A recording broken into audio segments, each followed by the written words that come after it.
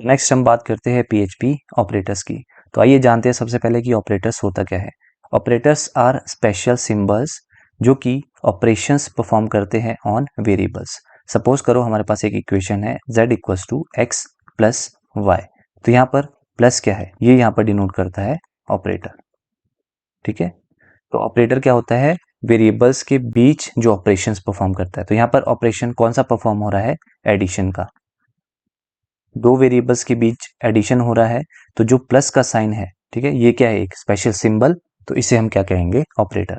तो कितने टाइप्स के ऑपरेटर्स आपको जो है पीएचपी में देखने को मिलते हैं, उसकी हम बात कर लेते हैं। Arithmetic, assignment, comparison, increment and decrement, logical, string, array and conditional operators. तो एक एक करके हम जो है ऑपरेटर्स की बात करते हैं।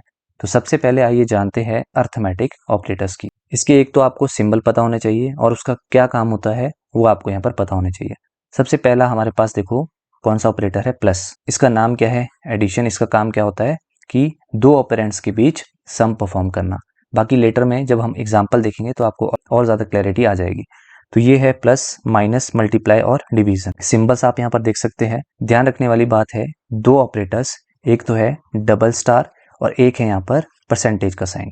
तो डबल स्टार को बोलते हैं एक्सपोनेंशियल और यहाँ पर जो परसेंटेज की तरह आपको दिखाई दे रहा है इसे हम कहते हैं मॉड्यूलस। तो इसका काम क्या होता है, किस तरह से ये वर्क करते हैं ऑपरेटर्स, उसको हम एग्जांपल से देखते हैं। तो यहाँ पर देखो एग्जांपल से ही हम डायरेक्ट इसको समझते हैं। एक ही प्रोग्राम में सारे ऑपरेटर्स आपके कवर हो जाएंगे। सबसे पहले देखो हमने यहाँ पर पीएचपी को डिफाइन किया। एक वेरिएबल डिफाइन किया है एक्स, एक वेरिएबल डिफाइन किया है वाई। दोनों की वैल्यूज हमने असाइन कर दी। तो सबसे पहले हम प्लस ऑपरेटर देख रहे हैं।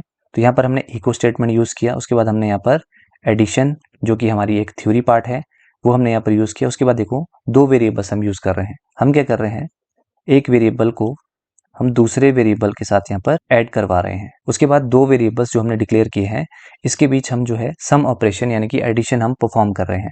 तो हमने किया क्या, एक वेरिएबल हमारा एक्स था, एक वेरिएबल हमारा वाई था। इन दोनों के बीच प्लस साइन यूज करके इन दोनों का हम एडिशन करवा रहे हैं। एडिशन करवा रहे हैं यानी कि प्लस साइन यूज हुआ है, दैट इज अर्थमेटिक ऑपरेटर यहाँ पर यूज हुआ है। ठीक है, तो इसकी जो आउटपुट है यहाँ पर कितनी आ जाएगी, क्योंकि x कितना है हमारे पास 10 प्लस 3, तो इसकी आउटपुट कितनी आएगी 13। तो फर्स्ट की आउटपुट हमारी आ गई 13। उसके बाद है सब्ट्रैक्शन। हमने इको स्टेटमेंट यूज की, सब्ट्रैक्शन हमने यहाँ पर टेक्स्ट लिखा है। उसके बाद हम क्या कर रहे हैं, variable x minus variable y। तो यहाँ पर 10 minus 3 that is equal to 7। तो सेकेंड आउटपुट हमारी सब्ट्रैक्शन की कितनी आती है, 7। उसके बाद थर्ड है इको मल्टीप्लीकेशन। तो हम दो वेरिएबल्स को मल्टीप्लाई कर रहे हैं यानी कि 10 multiply by 3 that is equals to 30। तो तीसरी आउटपुट भी हमारी यहाँ पर क्लियर हो जाती है। उसके बाद है डिवीजन। उसके बाद फोर्थ ऑपरेटर है डिवीजन। हमने क्या किया, वेरिएबल एक्स को डिवाइड कर दिया वेरिएबल वाई से। तो 10 डिवाइडेड बाय 3 कितना आ जाता है, 3.3333 सो ऑन। ठीक है, तो इस तरह से हमारी थर्ड भी यहाँ पर आउटपुट आ जाती है। उसके बाद देखो दो ऑपरेटर्स थे हमारे पास। यहाँ पर हम इको एक्सपोनेंशियल, हम क्या कर रहे हैं, एक वेरिएबल और यहाँ पर एक्सपोनेंशियल ऑपरेटर का यूज कर रहे हैं। तो वेरिएबल x कितना था हमारे पास 10 और यहाँ पर हमने एक्सपोनेंशियल ऑपरेटर यूज किया है डबल स्टार और y की वैल्यू कितनी है 3। अब देखो इसका मतलब क्या है, 10 रेज टू पावर 3। इस चीज को हम इस तरह से भी लिख सकते हैं। और 10 रेज टू पावर 3 का मतलब क्या है कि 10 को हमने 3 बार मल्टीप्लाई करना है। तो हमारी आउटपुट कितनी आ जाती है यहाँ पर 1000। अब बहुत लोग जो है गलती क्या करते हैं, 10 रेज टू पावर 3 को डायरेक्ट ही मल्टीप्लाई करते हैं कि 10 को 3 से हमने मल्टीप्लाई करना है, दैट इज इक्वल टू 30। ठीक है, तो इस तरह से नहीं करना है। एक्सपोनेंशियल का मतलब होता है कि वो वैल्यू 3 बार मल्टीप्लाई हो रही है। तो आपकी जो आउटपुट है कितनी आ गई यहाँ पर 1000। ठीक है, उसके बाद हमारे पास last operator that is modulus. Symbol क्या है इसका, परसेंटेज का।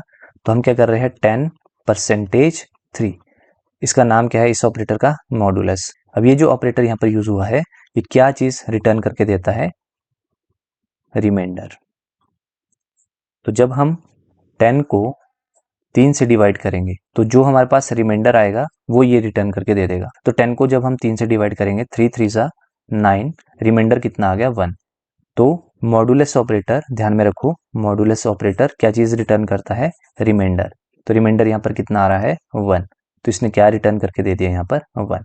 ठीक है, तो इस तरह से जो है आपका अर्थमेटिक ऑपरेटर काम करता है। चलिए अगले ऑपरेटर की बात करते हैं, लॉजिकल ऑपरेटर्स। देखो आपको इस तरह से भी पता होना चाहिए कि अर्थमेटिक ऑपरेटर्स के अंदर क्या क्या आते हैं, जैसे प्लस, माइनस, मल्टीप्लाई, डिवीजन, एक हमने देखा था मॉडुलस और एक हमने देखा था एक्सपोनेंशियल। तो ये सारे जो ऑपरेटर्स है ये आपको ये पता होना चाहिए कि ये किस किस कैटेगरी के अंदर आते हैं। तो अर्थमेटिक ऑपरेटर आपको क्लियर है। उसके बाद हम बात कर रहे हैं लॉजिकल ऑपरेटर्स की।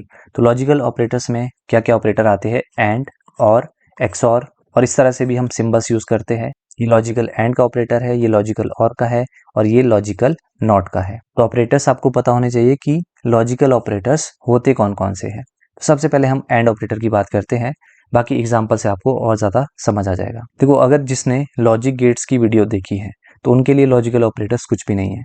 वहाँ पर हमने एंड गेट समझा था, तो यहाँ पर हम एंड गेट की बात करेंगे। ये क्या चीज़ रिटर्न करता है कि जब दोनों ऑपरेंड्स सेम होते हैं तभी ये ट्रू वैल्यू देता है, और अगर दोनों ऑपरेंड में से कोई एक भी फॉल्स है तो ये फॉल्स वैल्यू देता है।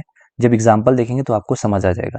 पर लॉजिकल और क्या होता है कि अगर कोई एक वैल्यू भी ट्रू है, कोई एक वैल्यू भी ट्रू है, जैसे 0 और 1, तो यहाँ पर ये फॉल्स है, ये ट्रू है, तो भी ये ट्रू दे देगा।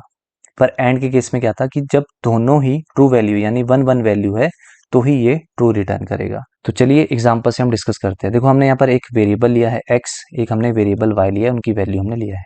उसके बाद हमने इफ स्टेटमेंट का यूज किया है। जब हम लेटर में कंट्रोल स्टेटमेंट्स की बात करेंगे तो वहां पर हम इसको डिस्कस करेंगे। तो अभी के लिए बस इतना ध्यान रखो, हम यहाँ पर इफ स्टेटमेंट का यूज कर रहे हैं, इफ कंडीशन का यूज कर रहे हैं। इसके बाद हमने देखो यहाँ पर क्या किया है। अब देखो, दो चीजें हैं। अगर मैं इस तरह से लिखता हूँ वेरिएबल x इक्वल्स टू 5, तो इसका क्या मतलब है कि हमने x वेरिएबल में कितनी वैल्यू स्टोर की है? 5। पर अगर मैं इस तरह से लिखता हूँ $x इक्वल्स टू 5, तो इस चीज का मतलब आप समझ लो, इस चीज का मतलब होता है क्या कि जो x वेरिएबल है इसकी वैल्यू क्या 5 के इक्वल है। ठीक है, तो अगर ये इक्वल आती है तो ये ट्रू रिटर्न कर देगा, अगर ये इक्वल नहीं आती तो ये फॉल्स रिटर्न कर देगा। तो एक सिंगल इक्वल और एक डबल इक्वल में फर्क होता है, जो कि मैंने आपको यहाँ पर समझा दिया। डबल इक्वल के केस में क्या होगा, ये वैल्यू चेक होगी क्या x की वैल्यू क्या 5 के इक्वल है, अगर है तो ट्रू, नहीं है तो फॉल्स। तो यहाँ पर हमने देखो क्या किया है, x वेरिएबल को हमने यूज किया है इक्वल इक्वल्स टू 50 और y इक्वल इक्वल्स टू 30। अब ध्यान रखने वाली बात क्या है कि बीच में हम कौन सा ऑपरेटर यूज कर रहे हैं? एंड। एंड ऑपरेटर करता क्या है, जब दोनों वैल्यू आपकी ट्रू है तो ही आपकी जो वैल्यू है वो ट्रू होगी। ठीक है, तो देखो पहले केस में क्या हो रहा है, x इक्वल इक्वल्स टू 50, तो x की वैल्यू कितनी है? 50। क्या 50 इक्वल इक्वल है 50 के? तो बिल्कुल है, तो यानी कि ट्रू वैल्यू है। उसके बाद लगा है एंड ऑपरेटर। उसके बाद y equal equals to 30, y की वैल्यू कितनी है? 30। क्या 30 इक्वल इक्वल है 30 के? तो ये वैल्यू भी बिल्कुल ट्रू है, तो ये वैल्यू आपकी ट्रू है। ठीक है, और बीच में लगा है एंड, और ये वैल्यू भी आपकी ट्रू है। तो जब दोनों वैल्यूज ट्रू होगी तो आपकी जो आउटपुट है वो क्या चीज प्रिंट हो जाती है? ट्रू। ठीक है, तो हमने यहाँ पर इको में क्या प्रिंट करवा दिया? एंड सक्सेस, यानी कि ट्रू वैल्यू, तो हमने यहाँ पर सक्सेस प्रिंट करवा दिया। तो फर्स्ट आउटपुट यहाँ पर क्लियर हो जाती है। आगे बात करते हैं। हमने यहाँ पर देखो इफ का यूज किया, x इक्वल इक्वल टू 50, बीच में लगा दिया हमने और y इक्वल इक्वल टू 20। तो इसको भी हम फटाफट से समझते हैं। तो पहला केस आपका क्या था? देखो x की वैल्यू कितनी थी? 50, तो 50 इक्वल इक्वल्स टू 50, तो ये कैसी है? ट्रू। बीच में लगा है और, उसके बाद देखो y इक्वल इक्वल्स टू 20, तो y की वैल्यू कितनी है? 30 इक्वल इक्वल्स टू 20, तो ये वैल्यू कैसी आ रही है आपकी? फॉल्स, क्योंकि 30 जो है 20 की इक्वल नहीं होता। और क्या करता है कि अगर आपका कोई भी वैल्यू ट्रू है, इन दोनों में से कोई भी वैल्यू ट्रू है, तो भी आपकी जो वैल्यू है वो कैसी आती है? ट्रू। ये हमने और गेट में भी पढ़ा था। तो यहाँ पर हमने प्रिंट करवा दिया और सक्सेस, तो सेकेंड आउटपुट भी आपके यहाँ पर क्लियर हो जाती है। उसके बाद है XOR सक्सेस। ये कब आपका ट्रू वैल्यू देता है? जब आपकी दोनों इनपुट्स या तो 0 0 हो यानी कि फॉल्स फॉल्स हो, या फिर दोनों वैल्यूज आपकी 1 1 हो यानी कि वैल्यू ट्रू ट्रू हो, तब आपकी जो वैल्यू है दोनों केस में कैसी होती है? फॉल्स। तो यहाँ पर देखो x इक्वल इक्वल टू 50, यानी कि 50 इक्वल इक्वल टू 50, ये तो आपकी ट्रू वैल्यू है। उसके बाद है y इक्वल इक्वल टू 20, तो y की वैल्यू कितनी है? 30 इक्वल इक्वल टू 20, तो ये वैल्यू आपकी कैसी है? फॉल्स। तो ये वैल्यू फॉल्स है, पहले वाली आपकी ट्रू थी। और बीच में लगा है XOR, यहाँ पर मैं इसको हाईलाइट कर देता हूँ। तो एक ट्रू है एक फॉल्स है, यानी कि ये कैसी आउटपुट दे देगा? ट्रू, क्योंकि जब दोनों फॉल्स होता है या फिर दोनों ट्रू होता है तभी ये फॉल्स देता है, बाकी केस में ये कैसी वैल्यू दे देगा? ट्रू। तो XOR सक्सेस हमने यहाँ पर प्रिंट करवा दिया। आगे हम एक ऑपरेटर यूज कर रहे हैं डबल एम्परसेंड। तो ये सेम है जैसे हमने एंड के केस में पढ़ा था। उसके बाद नेक्स्ट सिंबल जो हम यूज कर रहे हैं that is double straight line. ये किस चीज का सिंबल होता है? लॉजिकल और का, जो हमने स्टार्टिंग में देखा था। तो लॉजिकल और का ये सिंबल है। उसके बाद इस तरह से एक्सक्लेमेशन है, ये होता है आपका लॉजिकल नॉट का, लॉजिकल नॉट। तो ये 0 को 1 कर देता है, यानी कि फॉल्स को ट्रू कर देता है और ट्रू को फॉल्स कर देता है। उसके बाद आते हैं हमारे पास कंपैरिजन ऑपरेटर। कंपैरिजन ऑपरेटर्स कौन कौन से हैं? देखो, डबल इक्वल जो कि हमने समझा, डबल इक्वल मैंने आपको समझा दिया है। उसके बाद है एम्परसेंट इक्वल्स टू, इसका मतलब होता है नॉट इक्वल। उसके बाद है नॉट इक्वल टू को हम एक और तरह से भी यूज करते हैं, इस तरह से, लेस देन और ग्रेटर देन का साइन। उसके बाद है हमारे पास 3 टाइम्स इक्वल टू का साइन, जिसे हम कहते हैं आइडेंटिकल। उसके बाद है नॉट आइडेंटिकल, जिसमें हम जो है एक्सक्लेमेशन और डबल इक्वल का यूज करते हैं।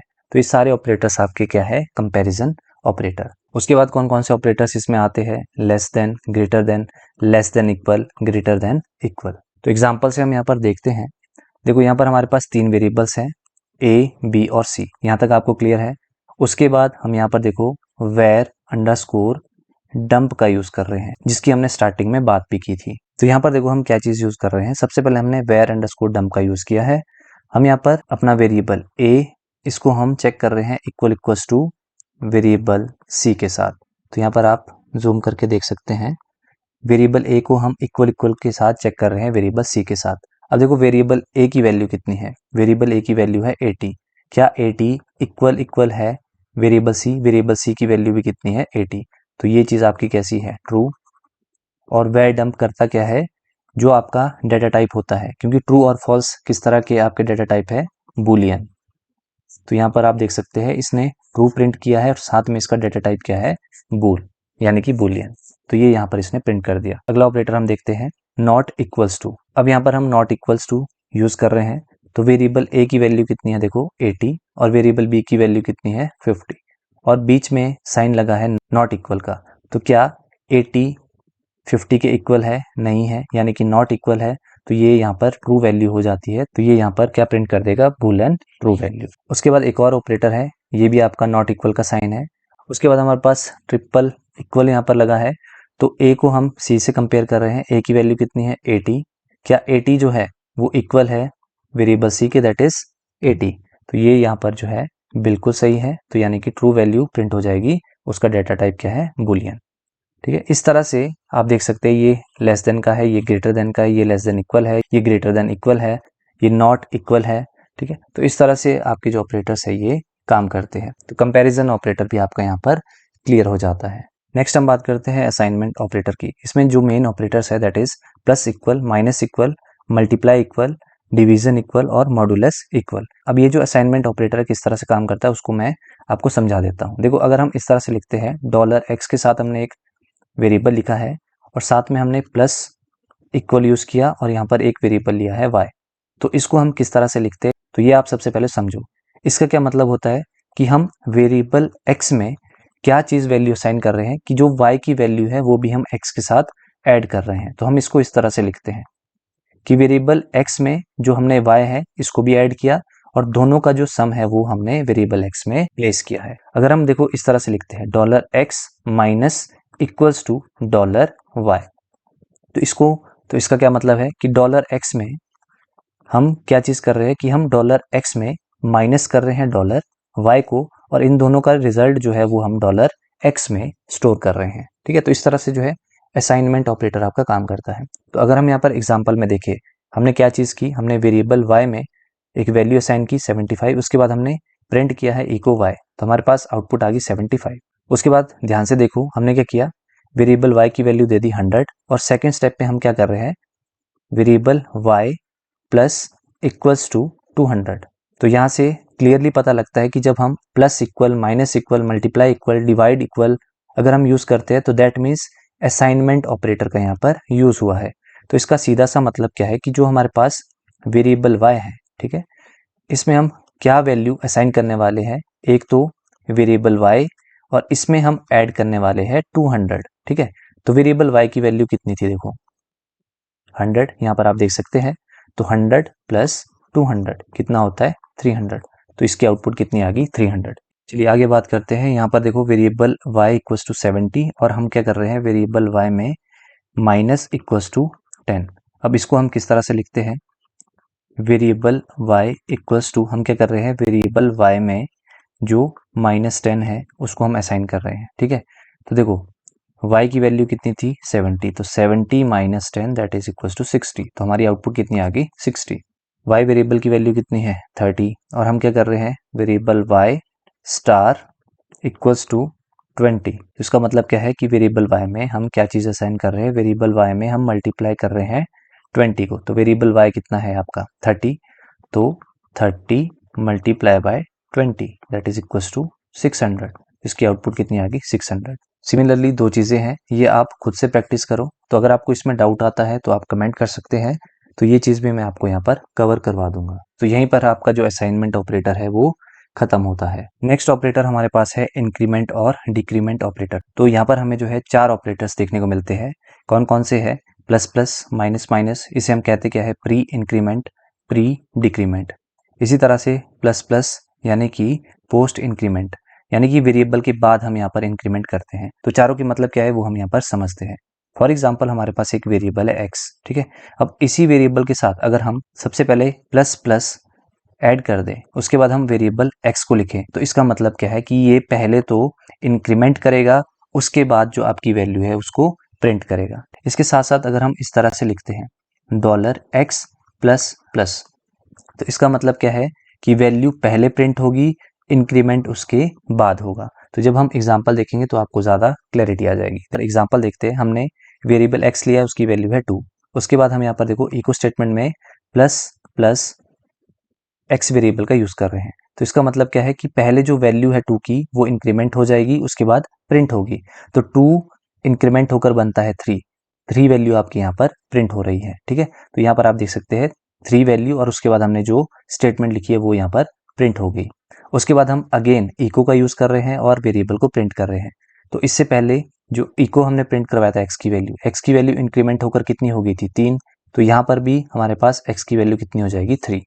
तो ये हमारी यहाँ पर आउटपुट आती है। उसके बाद देखो एक और एग्जांपल है, x वेरिएबल है 2, उसके बाद हम इको स्टेटमेंट का यूज़ कर रहे हैं, उसके बाद हम यहाँ पर पोस्ट इंक्रीमेंट का यूज़ कर रहे हैं। तो यहाँ पर हम यूज़ कर रहे हैं $x प्लस प्लस। तो यहाँ पर जो है सबसे पहले x की वैल्यू प्रिंट हो जाएगी। तो x की वैल्यू अभी फिलहाल कितनी है 2, तो ये यहाँ पर प्रिंट हो जाएगी, यहाँ पर आप देख सकते हैं आउटपुट स्क्रीन पर। उसके बाद हमारा जो टेक्स्ट है ये प्रिंट हो जाएगा। अब देखो यहाँ पर हमारे पास 2 वैल्यू प्रिंट हो गई थी, उसके बाद यहाँ पर क्या लगा था इंक्रीमेंट। तो 2 वैल्यू प्रिंट होने के बाद यहाँ पर इंक्रीमेंट होता है। अब जो 2 की वैल्यू है वो कितनी हो गई है 3। तो जब हमने यहाँ पर इको $x किया है तो अब इंक्रीमेंट होकर x की वैल्यू कितनी होगी यहाँ पर 3। तो आप यहाँ पर देख सकते हैं पोस्ट इंक्रीमेंट और प्री इंक्रीमेंट में यही डिफरेंस है कि प्री इंक्रीमेंट में पहले वैल्यू इंक्रीमेंट होती है फिर प्रिंट होती है, पर पोस्ट इंक्रीमेंट में वैल्यू पहले आपकी प्रिंट हो जाती है बाद में इंक्रीमेंट होती है। तो अब हमारे पास यहाँ पर देखो आउटपुट कितनी आ जाएगी इस केस में 3। ठीक है, उसके बाद अगेन यहाँ पर देखते हैं, देखो $x इक्वल्स टू 2, यहाँ पर यूज हो रहा है प्री डिक्रीमेंट। तो 2 की वैल्यू डिक्रीमेंट होकर कितनी बन गई 1। तो 1 यहाँ पर पहले प्रिंट हो जाएगा, उसके बाद ये स्टेटमेंट प्रिंट होगी। अब x की वैल्यू कितनी है यहाँ पर 1, क्योंकि डिक्रीमेंट हो चुकी है। उसके बाद हम यहाँ पर इको प्रिंट करवा रहे हैं x, तो यहाँ पर 1 1 प्रिंट हो जाएगा। यहाँ पर देखते हैं x की वैल्यू है 2, यहाँ पर पोस्ट डिक्रीमेंट है। तो यहाँ पर फर्स्ट केस में वैल्यू कितनी रहेगी 2, तो 2 तो आपका यहाँ पर प्रिंट हो जाएगा। उसके बाद अब वैल्यू डिक्रीमेंट होगी, तो वैल्यू 2 डिक्रीमेंट होकर कितनी बन गई 1। तो यहाँ पर जब हमने इको x प्रिंट करवाया तो वैल्यू यहाँ पर कितनी प्रिंट हो जाएगी 1। तो ये है हमारे पास इंक्रीमेंट और डिक्रीमेंट। उसके बाद हमारे पास है स्ट्रिंग ऑपरेटर। स्ट्रिंग ऑपरेटर क्या करता है, यहाँ पर जो है कंकैटिनेशन हम करते हैं। तो स्ट्रिंग्स को हम किस तरह से कंकैटिनेट करते हैं, तो हम जो है यहाँ पर डॉट ऑपरेटर का यूज़ करते हैं। हम यहाँ पर देख रहे हैं 3 वेरिएबल्स हमारे पास है, उसके बाद हम इको स्टेटमेंट का यूज़ कर रहे हैं, उसके बाद हमने तीनों वेरिएबल के बीच डॉट यूज़ किया है। तो डॉट का मतलब क्या है, ये जो तीनों वेरिएबल्स है ये आपस में कैसे हो जाएंगे कंकैटिनेट, यानी कि हम इनको एक साथ यूज़ कर सकते हैं। और /n का मतलब क्या होता है कि हमारा जो टेक्स्ट है अब इसके बाद जो भी हम चीज़ लिखेंगे वो न्यू लाइन में प्रिंट हो जाएगी। ठीक है, अब देखो नेक्स्ट लाइन ये वाला जो केस है ये मैं आपको समझा देता हूँ। इसका मतलब क्या है, यहाँ पर हम यूज़ कर रहे हैं $x equals to $y dot $z, और यहाँ पर भी हम डॉट का यूज़ कर रहे हैं। डॉट का मतलब है कंकैटिनेट। तो इसको हम किस तरह से लिखते हैं, वेरिएबल x में हम क्या चीज़ असाइन कर रहे हैं, variable x dot variable y dot variable z। तो ये मतलब होता है इस चीज़ का, जो कि हमने यहाँ पर यूज़ किया है। तीनों को जब हम कंकैटिनेट करेंगे तो हमारे पास आउटपुट क्या आ जाएगी, गीक्स फॉर गीक्स। तो इस तरह से हम स्ट्रिंग ऑपरेटर का यूज़ करते हैं। तो यहाँ पर हमारे पास जितने भी एरेज थे वो हमारे यहाँ पर कवर हो जाते हैं। उसके बाद हमारे पास नेक्स्ट ऑपरेटर है, दैट इज कंडीशनल, जिसे हम टर्नरी ऑपरेटर भी कहते हैं। तो टर्नरी ऑपरेटर किस तरह से काम करता है, यहाँ पर देखो क्वेश्चन मार्क और कॉलन, ये ऑपरेटर किस तरह से काम करता है, देखो इसको हम समझते हैं। सबसे पहले हमने PHP यहाँ पर शुरू की, एक वेरिएबल लिया है जिसकी वैल्यू कितनी है, -12। उसके बाद हम इको स्टेटमेंट का यूज़ कर रहे हैं, और यहाँ पर जो हमने वेरिएबल लिया है x, इसकी हम कंडीशन चेक कर रहे हैं, ठीक है। तो यहाँ पर दो चीज़ें यूज़ होती है, एक तो क्वेश्चन मार्क और एक कॉलन। अगर ये कंडीशन हमारी ट्रू होती है, अगर ये कंडीशन हमारी ट्रू होती है तो ये वाली स्टेटमेंट प्रिंट हो जाती है। देखो यहाँ पर हमारे पास क्वेश्चन मार्क लगा है, यहाँ पर कोलन लगा है। तो अगर हमारी कंडीशन ट्रू होती है तो फर्स्ट स्टेटमेंट प्रिंट होगी, एल्स अगर हमारी फॉल्स कंडीशन है तो ये वाली स्टेटमेंट यहाँ पर प्रिंट हो जाती है, ठीक है। तो यहाँ पर x की वैल्यू कितनी थी, -12। क्या -12 ग्रेटर है 0 से, तो ये कंडीशन बिल्कुल ही गलत है, ठीक है। तो हमारे पास प्रिंट क्या होना चाहिए, द नंबर इज नेगेटिव। तो कोलन के बाद वाली जो स्टेटमेंट होगी वो प्रिंट हो जाएगी। अगर ये ट्रू वैल्यू होती कंडीशन, तो क्वेश्चन मार्क के बाद जो स्टेटमेंट हमने लिखी थी वो यहाँ पर प्रिंट हो जानी थी। तो इस तरह से काम करता है आपका कंडीशनल और टर्नरी ऑपरेटर। उसके बाद हमारे पास आता है एरे ऑपरेटर्स। तो जैसे प्रीवियसली हमने कंपैरिजन ऑपरेटर पढ़ा था, ये सिमिलरली वैसे ही काम करते हैं, पर ये जो है एरे पर काम करते हैं। तो एग्जाम्पल्स हम देखते हैं, यहाँ पर हमने एक x वेरिएबल लिया है और एरे डिफाइन किया है। इसी तरह से सिमिलरली हमने एक y वेरिएबल लिया है और एरे यहाँ पर क्रिएट किया है। उसके बाद वेयर अंडरस्कोर डंप, जो कि हम पढ़ चुके हैं। तो यहाँ पर सबसे पहले हम जो है प्लस ऑपरेटर का यूज कर रहे हैं। प्लस ऑपरेटर यहाँ पर यूनियन का काम करता है, ठीक है। तो x वेरिएबल के जितने भी एरेज है और y वेरिएबल के जितने भी एरेज है वो सारे यहाँ पर कंबाइन हो जाएंगे। तो यहाँ पर हमारे पास 4 एरे हमने डिफाइन किए हैं। तो एरे 4, ठीक है। तो 4 एरे हमने यहाँ पर डिफाइन किए हैं। उसके बाद के साथ हमने जो वैल्यू दी है, देखो कार किस तरह की वैल्यू है, स्ट्रिंग, और कितने इसमें वर्ड्स है 3। तो यहाँ पर 3 रिटर्न हो गया क्योंकि हमने वेयर डंप का यहाँ पर यूज किया है। तो इस तरह से यहाँ तक आपकी फर्स्ट आउटपुट प्रिंट हो जाती है। उसके बाद हम नेक्स्ट यहाँ पर यूज कर रहे हैं where underscore dump variable x equal to y। क्या वेरिएबल x इक्वल है y के, तो यहाँ पर देखो ये जो एरे है क्या ये दोनों इक्वल है, तो ये इक्वल नहीं है। तो हमारे पास यहाँ पर फॉल्स रिटर्न हो जाएगा, और फॉल्स किस तरह का डेटा टाइप है, बूलियन। इसी तरह से आपका ये नॉट इक्वल ऑपरेटर है, ये आपका नॉट इक्वल है। ये आपका यहाँ पर आइडेंटिकल ऑपरेटर है, ये आपका नॉट आइडेंटिकल ऑपरेटर है, जो कि हम कंपैरिजन ऑपरेटर में पढ़ चुके हैं, ठीक है। तो ये सेम वैसे ही काम करता है, वैसे ही ये फंक्शन करता है, वैसे ही ये चेक भी करता है। तो ये भी आपका यहाँ पर क्लियर हो जाता है। तो इस तरह से जितने भी ऑपरेटर्स हमारे पास PHP में है वो सारे हमारे यहाँ पर कवर हो जाते हैं। उम्मीद करता हूँ वीडियो लेक्चर आपको पसंद आया होगा। अगर आपको वीडियो पसंद आया तो वीडियो को लाइक ज़रूर करिएगा, और एस्पिरेंट्स के बीच वीडियो को शेयर ज़रूर करिएगा, और आप कमेंट ज़रूर करिएगा, जिससे हमारे को भी थोड़ी मोटिवेशन मिलती है। तो अगर आपका कोई भी फीडबैक है या आपकी कोई भी क्वेरी है तो आप कमेंट सेक्शन में उसको लिख सकते हैं। तो मिलते हैं नेक्स्ट वीडियो में। Till then bye bye.